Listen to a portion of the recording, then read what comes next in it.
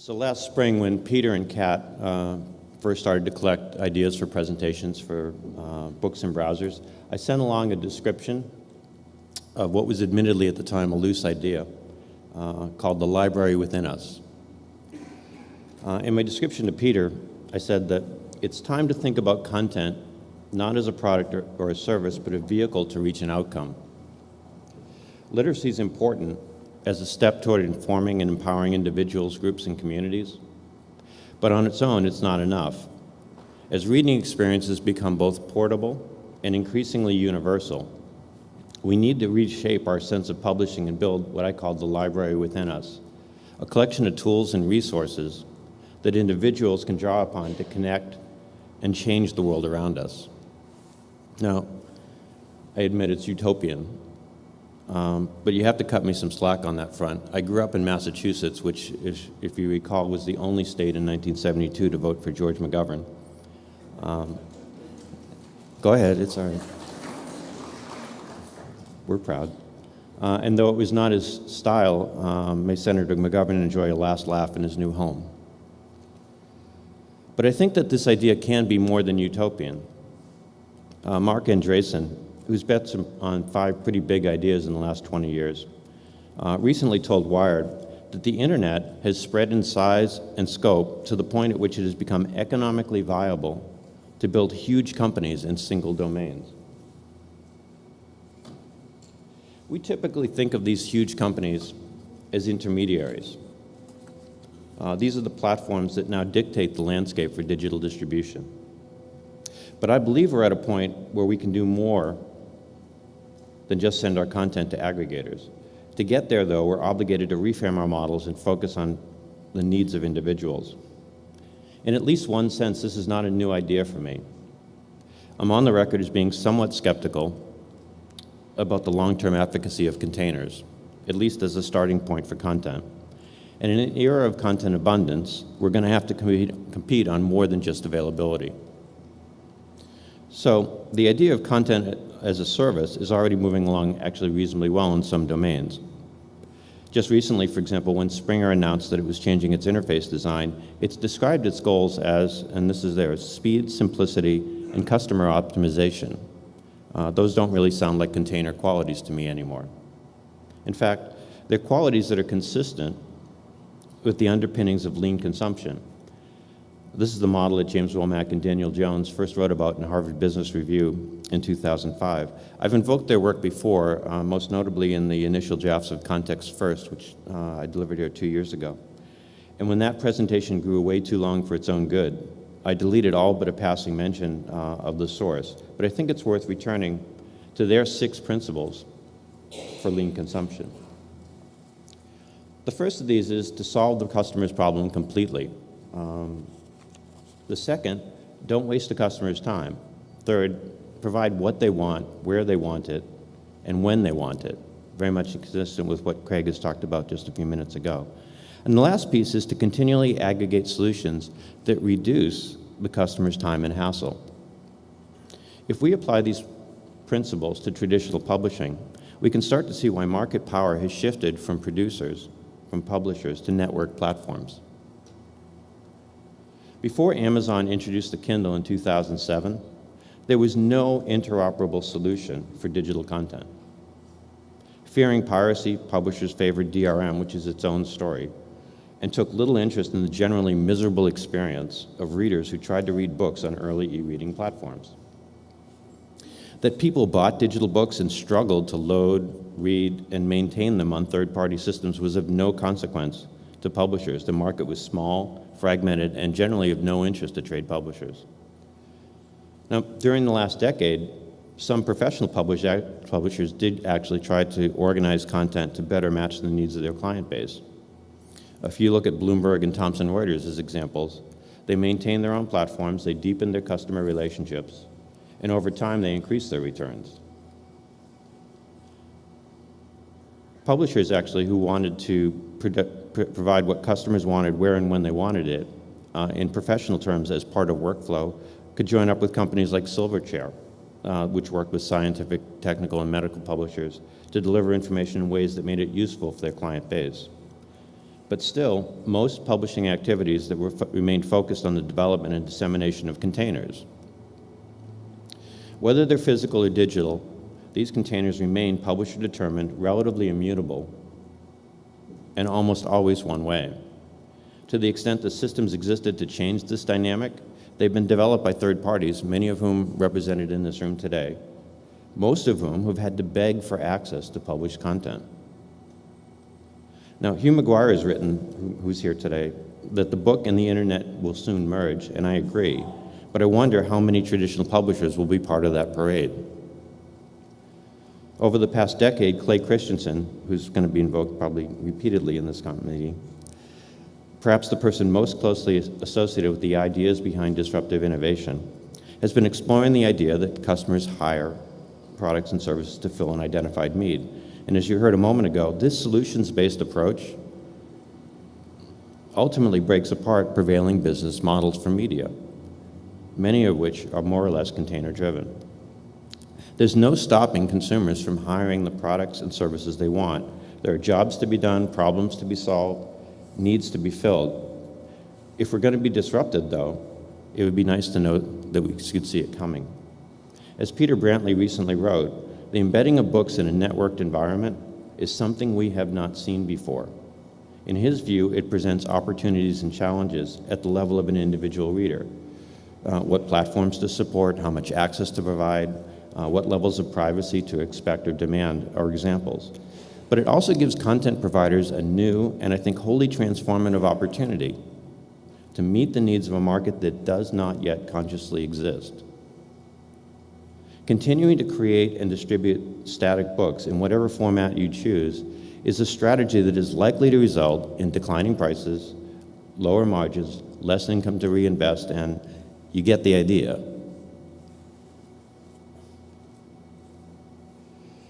Alternatives start with data gathering. Companies like Innosight, which consults with businesses that are facing disruptive innovation, suggest three different approaches. The first is to understand the criteria that customers are applying in choosing between solutions. There are plenty of assumptions about why people buy content, and there's even some reasonable data about book buying behavior. But there's precious little data about book or content consumption behavior. To the extent that it exists, the data is often held captive by the platforms whose interests align only loosely with those of content producers. The second is pinpointing an important job that isn't being done adequately. This can include things that I once called the consequence of a bad API, workarounds, compensating behaviors, and express dissatisfaction with products and services that we already have. And the third is to unlock markets by eliminating barriers to customers. I think of the work that was recently done by NISO to create and hopefully implement a single sign-on, for a standard for single sign-on across content platforms. Now, a year ago, I was optimistic that publishers and supply chain partners would soon see that they had a mutual need for what I call the data-driven reconsideration of why publishing exists and the purposes it can serve. I'm no longer optimistic. A year spent wrangling over the role of libraries, another year spent kicking the can down the road with respect to the use of DRM, a year spent fostering the idea that we truly have embraced digital. These things and more have convinced me that the opportunity in abundance will not accrue to its incumbents. This became all too clear to me last summer. In January, I'd made the somewhat ambitious pledge to post something useful every day. By June, 180 posts in, the optimism well had run dry. I really didn't believe my own hype anymore.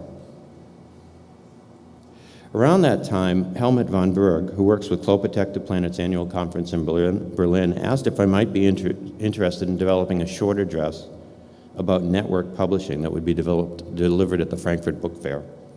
My first question, perhaps naturally of Helmut, was, what do you mean by network publishing?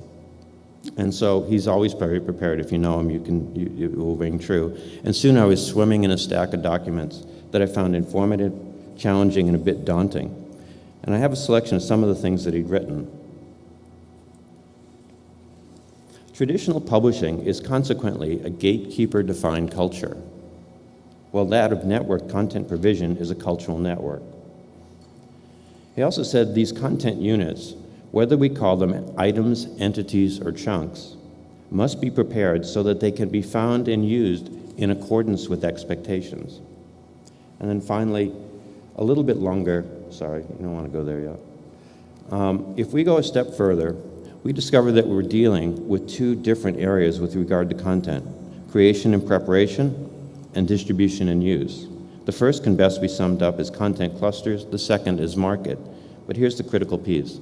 Market power is created not by sales strength, but by the quality of usability in non-predetermined user environments. It's pretty good stuff, and it made me wonder if I could just avoid the work and suggest to Helmut that he give the keynote. I didn't ask him, though, because actually in reading through these things, his thinking and that of others started to actually restore my native optimism for things publishing. Now, we know that publishing has always been networked, in the sense that getting your book or article published depended in part on who you know. Quality mattered, or at least it helped to differentiate the work of an author, but the economics of publishing necessarily fostered what Helmut aptly pointed to, its gatekeeper role. So the interesting thing about network publishing is not just the fact that publishing is networked, but which networks are now dominant. You know the short list of platforms. And as the Nieman Foundation's James Allworth, in the same article that Craig referenced, noted, if history is our guide, platforms do gain an edge when business models change. Some publishers have turned their own thinking to focus on how they might build platforms of their own. If the goal is to create a way to distribute ebooks directly, I say good luck with that. What we need to do starts with the recognition that the platform we use is one to build on, not just build.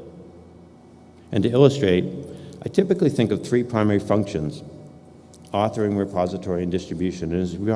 And although there are plenty of new tools for authors to use, authoring itself has not that much changed. An idea must at some point be turned into a work of interest, suitable for distribution to interested parties. The barriers are now lower, and so to a certain extent, authoring has been democratized. Repository, though, once meant things like plates, and then film, and then files. Old economics dictated the minimum viable product, typically a book, as a package that could be created and sold. Now the minimum viable product can be a book, a chapter, a component, an extract, a snippet, anything that can be monetized, as well as some things that can't or won't. Now, to manage the new repository, many publishers, particularly larger ones, invested in a plethora of systems, making what are typically large-scale and I think specialized investments that can be difficult or expensive to maintain. And these investments were made in an era before cross-platform data sharing and data mining was important. These systems are typically optimized for a single purpose. They don't always play well with others. But the ability to look broadly across multiple platforms is critical. As a Google executive recently said, we don't have better analytics, we have more data. These sizable investments, which included spending on ERP and related IT systems, paved paths, sometimes paved cow paths, and made it harder for traditional publishers to adjust to a world in which the minimum viable product might not have an identifier at all. Now, in 1998, then Wired executive editor Keith Kelly wrote New Rules for the New Economy, 10 Radical Strategies for a Connected World. And it's almost 15 years later, but the book still has a lot to tell us.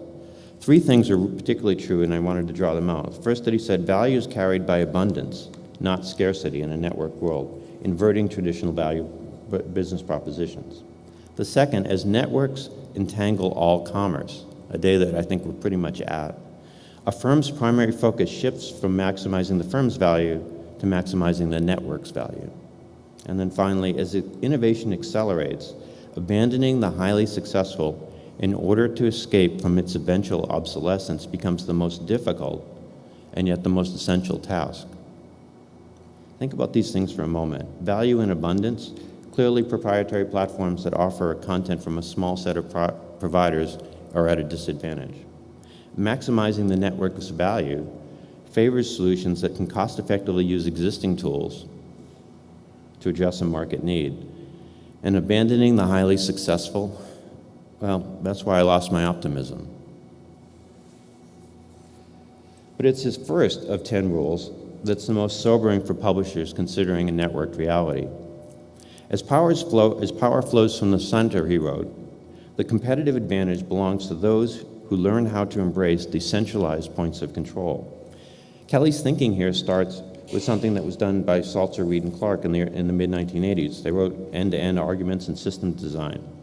And as part of that, they noted, intelligence that matters most exists in boundless variety at the ends of the network, rather than in the mediated systems in the middle.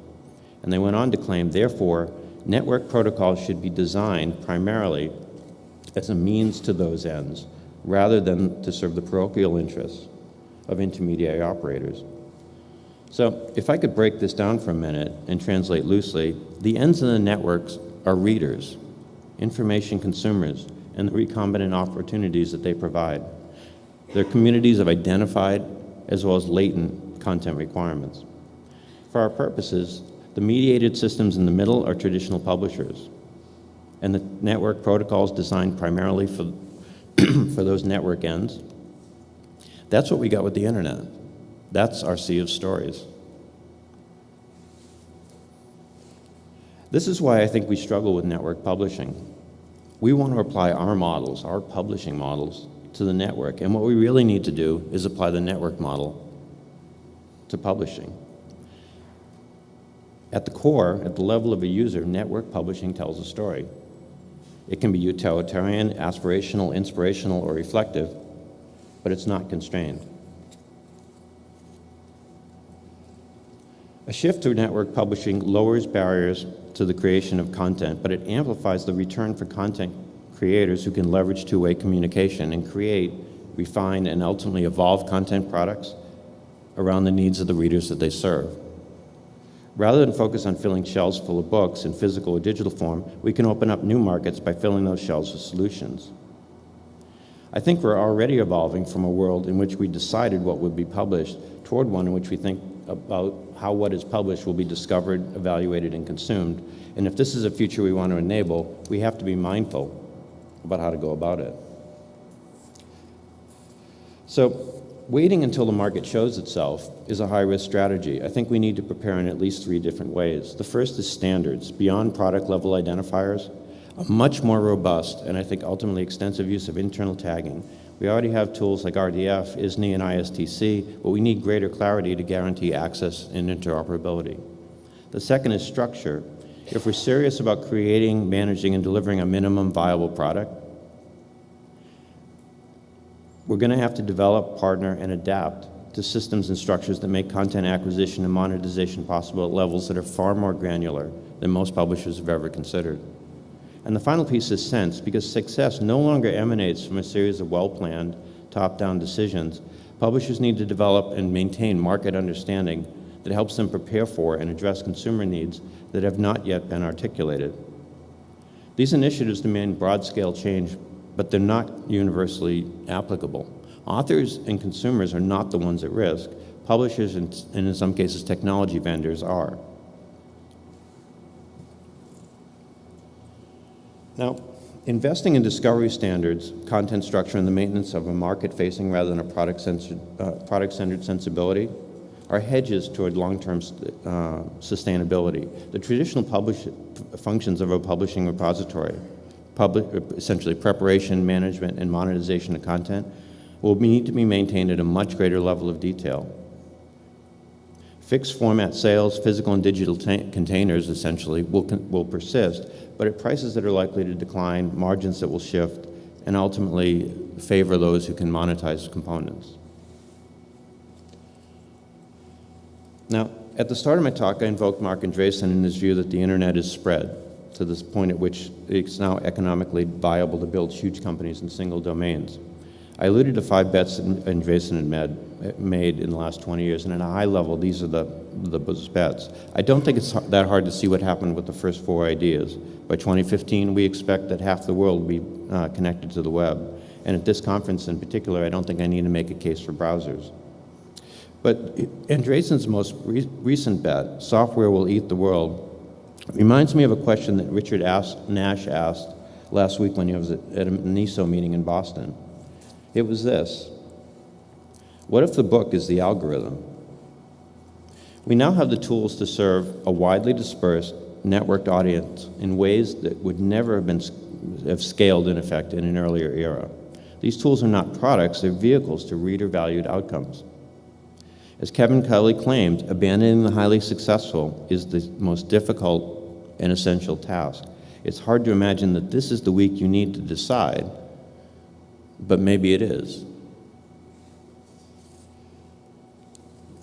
In his recent book, The Intention Economy, Doc Searls captured the principles of the network in 3 simple statements. Nobody owns it, everybody can use it, anyone can improve it. Think about those ideas for a moment. For decades, perhaps centuries, the primary platform for publishers and supply chain intermediaries relied on the ability to exclude. Now we're starting to see the dominance of a platform that includes everything and excludes nothing. In return, it gives us access to global communities and latent desires. We can preempt and co-opt, to borrow a phrase, resist the change, buy time, and perhaps some short-term wins. And there are probably certainly examples of companies doing that. Or we can learn the new rules and prepare for the opportunities I think are inherent in network publishing. I hope we do the latter because, as I've been fond of saying recently, we don't want to end up here. Thanks.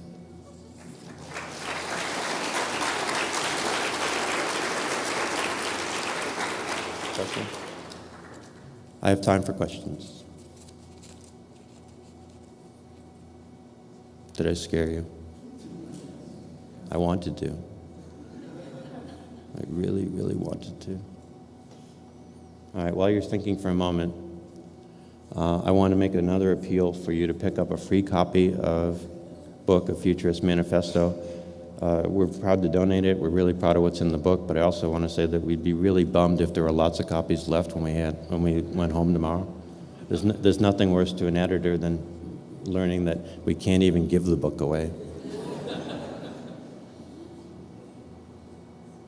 All right, last call on questions? While I'm doing that, I want a little bit of shout out. You might not want to end up at the catacombs, but it would be nice to end up here. If you're not familiar with AT&T Park, that's where the Giants play. But fair shout out to my friend Kirk Biglione. Maybe next year we can also end up here. Thanks. Have a good day.